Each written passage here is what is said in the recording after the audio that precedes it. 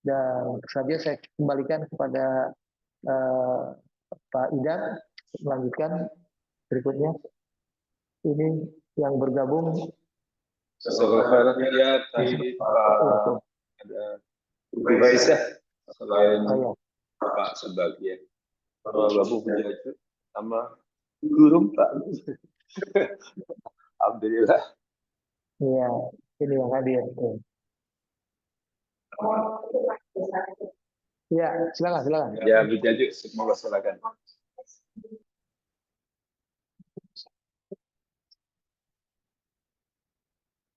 Seperti keadaan sekarang. Ya. Iya, ini ada dari Bu Jaju ya. Di sini beliau komentari apa yang tadi kita bahas ini mirip dengan kejadian sekarang, kata beliau. Sebetulnya memang kisah Fir'aun dan Nabi Musa ini bukan kisah dongeng, tapi kisah pelajaran. Kisah pelajaran itu kan mengandung pelajaran bagi siapapun kita yang sedang di atas kebenaran sampai hari kiamat. Itu begitu. Bahwa kita pasti akan ditolong Tuhan. Jadi jangan berpikir, wah kalau sudah katakanlah kayak kemarin kita di ada pilpres, ada apa semuanya, itu bukan segala-galanya gitu loh. Kalaupun kita kalah, ataupun pilihan kita kalah, istilahnya begitu, itu bukan berarti umat ini kalah. Kalah itu dalam pandangan kita. Ya. Bukan jagoan kita yang menang, itu yang dalam pikiran kita. Tapi ada rahasia Allah memenangkan dia dalam konteks kontestasi pilpres itu, tapi nanti ada secara jalan Tuhan lain yang kita tidak tahu, bagaimana dia memenangkan umat ini secara sesungguhnya. Barangkali boleh jadi kita kalah dalam pilpres, tapi ternyata ujung-ujungnya Allah gerakan sedemikian rupa, muncul orang-orang yang baik di circle-nya yang berkuasa sekarang, misalnya barangkali, wallahu a'lam, para dapat hidayah misalnya atau apa, akhirnya mulai berpikir untuk kepentingan rakyat, kepentingan umat atau orang banyak. Kita nggak tahu. Yang jelas kita orang beriman mesti yakin wal akibatu lil muttaqin. Kesudahan yang baik itu adalah milik orang-orang yang bertakwa kepada Allah. Kan buat kita kemenangan itu hanya janji yang lain. Tapi janji yang sebenarnya buat kita dari Allah adalah dengan perjuangan ini Allah ampuni kita. Allah terima taubat kita, Allah masukkan kita ke dalam surganya. Itu janji Allah. Sedangkan hal lain yang kita dapatkan dalam masa hidup kita ini, kita merasakan terjadinya kemenangan, turunnya pertolongan Tuhan. Tapi itu bukan berarti harus terjadi di zaman kita. Itu yang kita harus luruskan. Betapa tidak sosok seperti Hamzah bin Abdul Muttalib, beliau wafat dan sangat tragis wafatnya sampai diambil jantungnya. Tapi justru dengan wafatnya beliau, lama-kelamaan ternyata umat ini makin tumbuh, dan akhirnya berkembang di Madinah luar biasa, dan akhirnya menjadi sebuah pusat daripada semua nilai-nilai yang bertumpu kepada kemajuan-kemajuan peradaban, itu muncul dari umat Islam. Nah itu kita nggak tahu. Misalnya barangkali wafatnya Yahya Sinwar ini, pimpinan Hamas yang sekarang akhirnya yang tadinya klaim sepihak, tapi ternyata akhirnya dikonfirmasi memang betul dia wafat. Kita nggak tahu, barangkali itu semacam martir, tapi setelah itu akan muncul hal-hal yang baik pada umat Islam di Palestina nanti insya Allah. Ya barangkali itu. Oke, kita hanya bisa berdoa, semoga seperti itulah cara Allah memenangkan umat ini. Kita istilahnya belum kalah, kayak orang nonton film, belum kalah kalau film belum selesai. Jagoan itu akan jatuh-jatuh dulu. Kita akan penuh ketakutan, dia ketangkep lagi, dia tersisa lagi, dia jatuh lagi, dia ketembak lagi. Yakinan, walaupun dia ketembak nggak bakal mati, karena dia jagoan, gitu, bakal menang. Kayak gitulah kita diajak berpikirnya dalam Al-Quran seperti itu. Ya, yakin pasti akan menang. Kita mengalami kesulitan, lalu ya kita berdoa, kita minta pertolongan sama Allah, gitu. Dan alhamdulillah gitu ya. Apa yang kita rencanakan itu ternyata ya semuanya bisa berjalan dengan pertolongan Allah gitu. Nah pertanyaannya ini, saya suka merasa kok kayaknya apa pertolongan Allah itu di dalam kesulitan yang dihadapi itu sering datang gitu. Nah, ini apakah jadi saya berpikir saya takutnya itu jadi kurang orang menjadi orang yang tidak bersyukur bahkan gitu, kurang bersyukur gitu dan ini menjadi satu bagian istidrat gitu ya. Itu yang saya khawatirkan itu Pak Ustadz. Itu bagaimana pemikiran seperti itu Pak Ustadz? Baik, kalau ada seseorang ya seperti yang beliau sendiri alami itu selalu mengalami apa yang ketika dalam kesulitan muncul betul-betul akhirnya pertolongan Tuhan dirasakan. Setiap ada kesulitan terus muncul seperti itu dalam persoalan pribadinya itu begitu. Beliau bukan bicara konteks kita umat yang besar. Apakah ketika seseorang mengalami hal yang semacam itu menunjukkan bahwa seolah dia apa namanya kayak orang yang nggak bersyukur karena pasti ditolong, yakin pasti ditolong, itu begitu. Jadi begini Pak Azwar, pengertian yakin pasti ditolong itu tetap harus ada. Tapi bukan berarti kita itu akhirnya mengurangi, sampai mengurangi ikhtiar kita demi yakin akan ditolong, itu keliru. Ikhtiar itu tetap dilakukan secara maksimal. Kalau sudah kita lakukan secara optimal, maksimal apa yang kita lakukan untuk tujuan yang kita hendak capai itu, lalu kemudian Allah mudahkan kita mencapai hasil itu nggak apa-apa. Itu kita termasuk orang yang Allah kasih karunia namanya. Kita bersyukurilah dengan hal itu. Yang penting jangan sampai karena kita yakin apa sih kita Tuhan tolong, udah diemin aja. Kita akhirnya santai aja, nggak berbuat apa-apa. Lalu kemudian betul-betul ditolong misalnya, itu baru istidraj. Istidraj itu kita nggak melakukan apa-apa, bahkan melakukan hal sebaliknya. Kita maksiat kepada Allah, kita melawan Tuhan, tapi dapat kemudahan. Nah itu bahaya. Nah, istidraj itu di situ.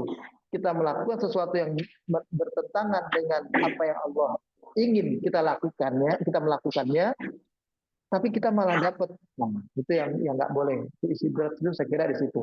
Tapi kalau selama kita melakukan ikhtiar-ikhtiar yang benar, ya, dan terus menjaga itu, ya, tidak beranggapan udah tenang aja pasti ditolong, itu nggak boleh juga begitu, dan itu bisa jadi terjebak nanti kepada istidraj. Kalau akhirnya sampai kita terjebak mau melakukan sesuatu yang bahkan bertentangan dengan keinginan Allah dari diri kita.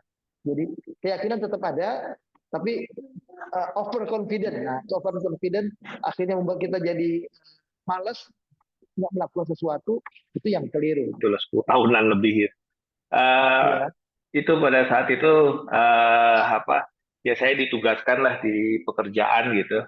Nah itu untuk merubah sesuatu yang dikerjakan oleh semua orang itu dalam waktu yang sudah cukup lama dan juga bagi mereka itu juga cukup sulit menjalani pekerjaan mereka itu. Gitu. Tapi saya harus merubahnya karena diminta oleh Ya. perusahaan seperti itu.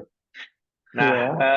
sementara dengan perubahan, dengan metode yang baru segala macam ini saya tahu akan mendapatkan satu pertentangan yang besar karena ya tadi yang jeripayah mereka yang sebelumnya gitu.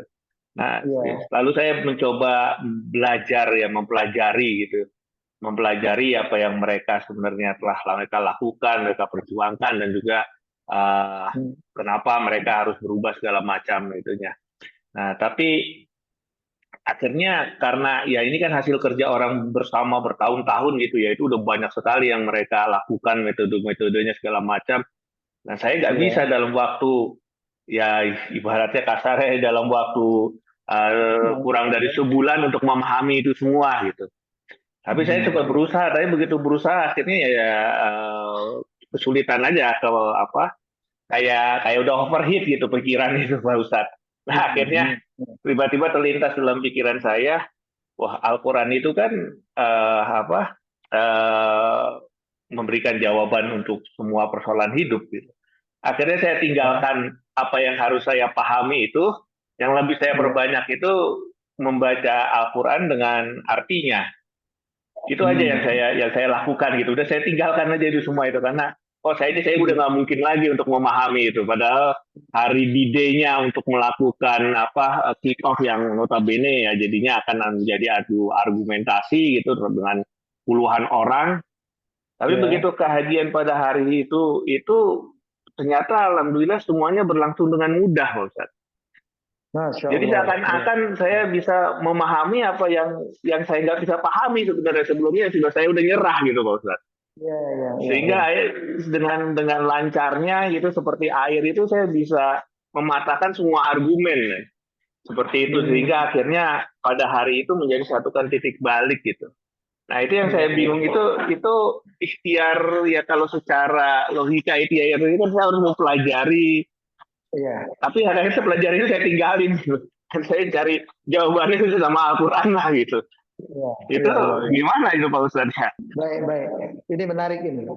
Kita 10 tahun yang lalu dapat tugas yang tugas itu berat ya, untuk dilakukan, yang semua orang-orang sebelum beliau melakukan itu nggak pernah berhasil.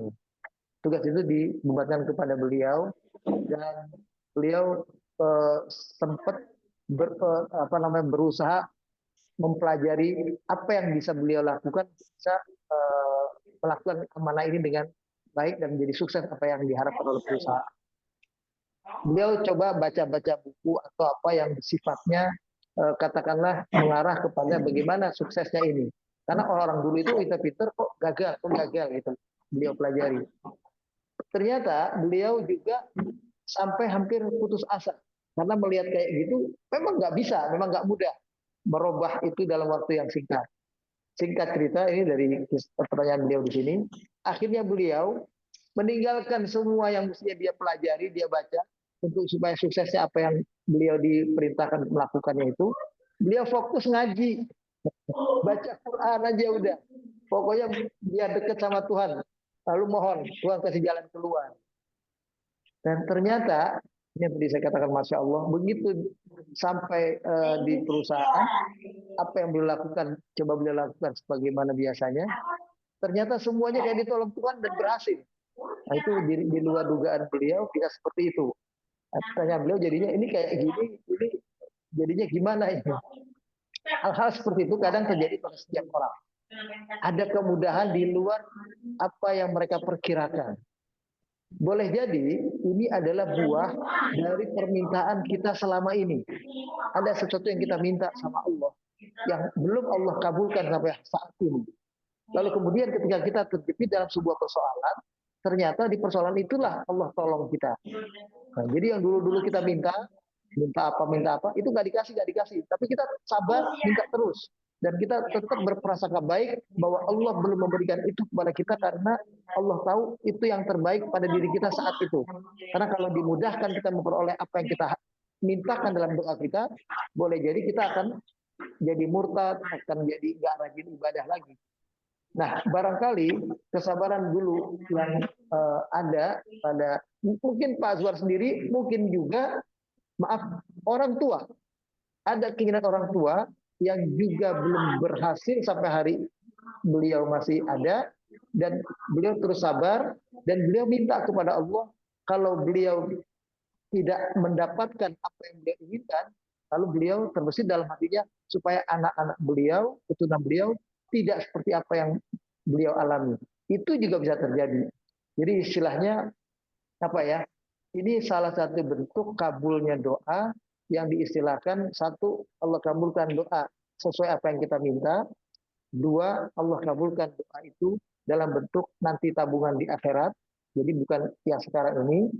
Kemudian yang ketiga, Allah kabulkan doa itu dalam bentuk bukan apa yang kita minta, tapi Allah hindarkan kita dari musibah yang lebih besar yang akan terjadi pada diri kita, itu tidak kita alami karena doa itu.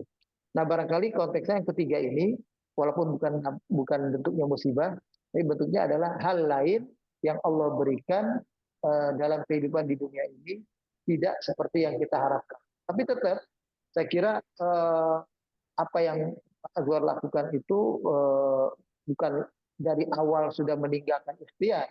Saya kira kan tadi sudah berusaha, tapi kok baca, mendalami, mencari pemahaman tentang persoalan itu, tapi kok semakin rumit di kepala, makin bikin pusing. Nah, udah akhirnya udahlah tinggalkan, deketin sama Tuhan. Nah itu sebetulnya kita nggak tahu, ada petunjuk dari Allah barangkali. Udahlah berserah diri kepada Allah, Allah akan tolong. Barangkali itu begitu. Ya, bersyukurlah Pak Azwar kalau pernah mengalami hal semacam itu.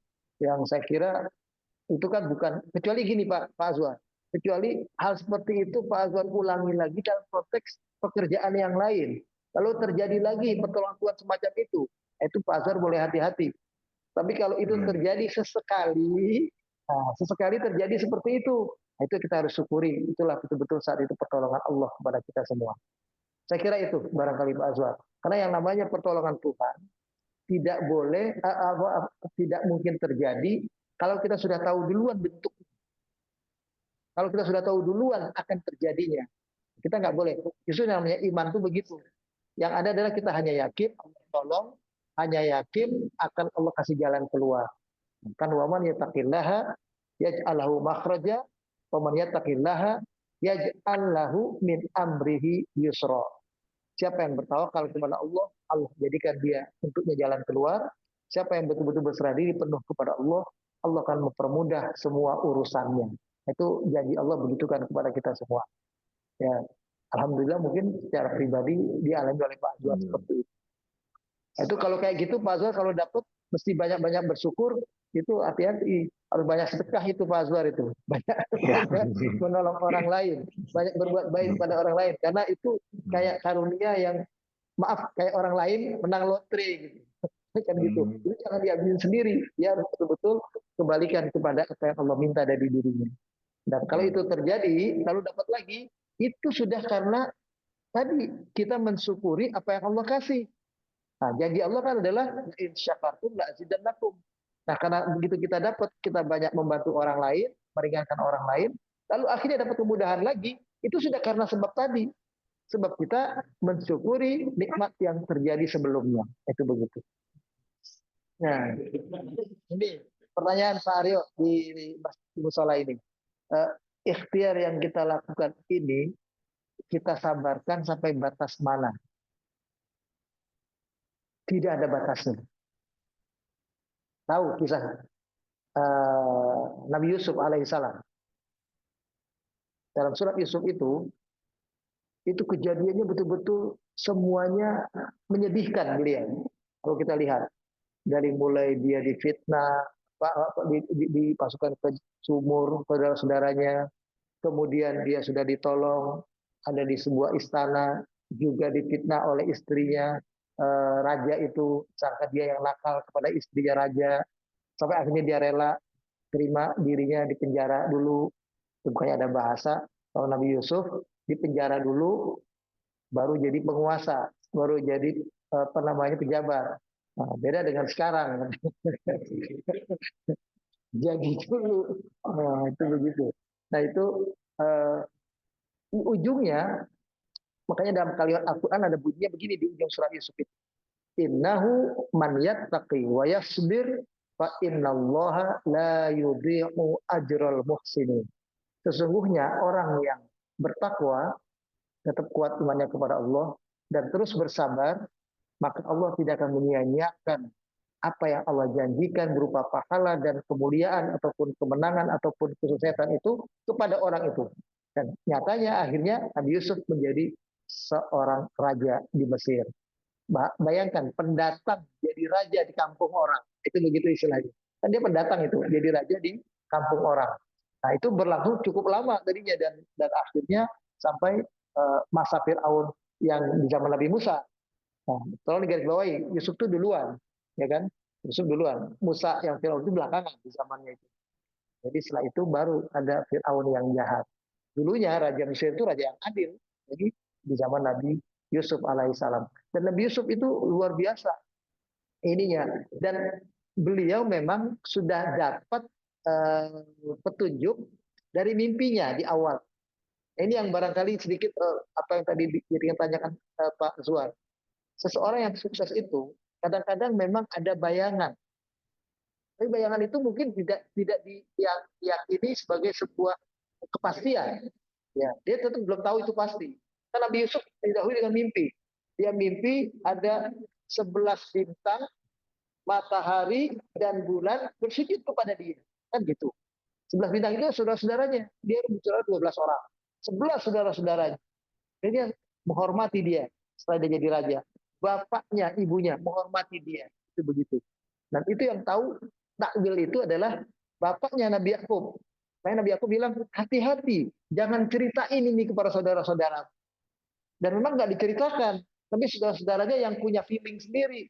Ini kok anak nih kayaknya disayangnya lain nih sama bapaknya. Jadi mereka kesel dengan Nabi Yusuf. Itu begitu.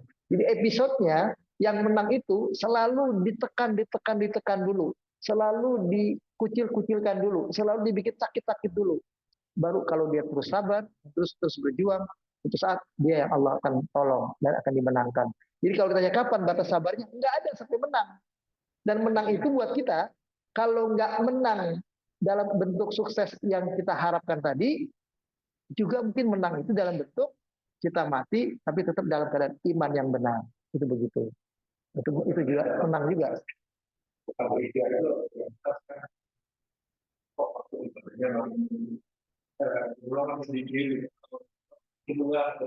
Ah, cirinya adalah kita semakin intens berkomunikasi dengan Tuhan. Makanya kan bunyi, lihat di surat ini, surat Al-Insan, surat yang ke-76.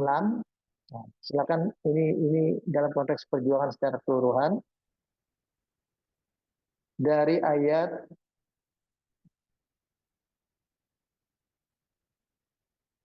23. Di sini diterangkan begini. Inna nahnu nazzalna 'alaikal Qur'ana tanzila. Sesungguhnya kamilah yang telah menurunkan Al-Qur'an kepada engkau wahai Muhammad. Turun secara berangsur-angsur kepada engkau untuk membuat engkau bisa menjadikan Al-Qur'an sebagai alat yang membantu engkau dalam berdakwah dan berjuang. Allah katakan, fasbir li hukmi rabbika. Teruslah bersabar dalam menjalani hukum Allah Tuhanmu ini. Maksudnya dalam membumikan dan Al-Quran ini, kau banyak bersabar. Wala tuti' minhum asiman kafura. Jangan pernah berpihak kepada kekafiran, kepada orang yang berbuat maksiat. Jangan pernah ada sedikit perasaan, Allah udah balik aja deh, udah ikut aja deh dia, udah kompromi aja. Nggak ada itu. Tapi disuruh tetap hatinya melawan kekafiran itu, melawan Abu Jahal, melawan Abu Sufyan, melawan Abu Lahab, harus dilawan. Untuk membuat hatinya kuat, wadhkurisma rabbika bukratan wa asila. Ingatlah Allah Tuhanmu terus menerus waktu pagi, waktu petang. Artinya apa? Ciri yang benar kesabaran itu adalah kalau kita kita sabar benar adalah ketika kita lebih meningkatkan intensitas hubungan kita dengan Allah semakin baik. Kalau hubungan kita dengan Allah semakin jelek, itu bukan sabar yang benar, berarti ada yang keliru. Tapi kalau ternyata intensitas hubungan kita dengan Allah makin baik, kita makin rajin sholat, makin kuat ibadahnya, maka insya Allah itu sabar yang benar dan sabar yang akan mendapatkan pertolongan dari Allah. Karena bunyinya begini berikutnya, wa minal laili fasjud lahu wasabbihu lailan tawila. Sepanjang malam bangun sujud, minta tolong kepada Allah, berkomunikasi dengan Allah terus menerus. Inna haula yuhibbunal ajil. Biarkan mereka orang-orang kafir itu mencintai dunia, berpikir hanya untuk urusan kemenangan sesaat. Wa yadarul akhirat. Wa yadaruna waruhum yauman taqila. Biarkan mereka melupakan hari yang berat yang akan terjadi di belakang mereka nanti. Jadi istilahnya kita sekarang begini karena kita yakin ada pertolongan Tuhan dan kita yakin ada pertanggungjawaban, nggak dapat di sini kita dapat di akhirat. Yakinnya begitu, nggak menang di sini kita menang di akhirat, gitu.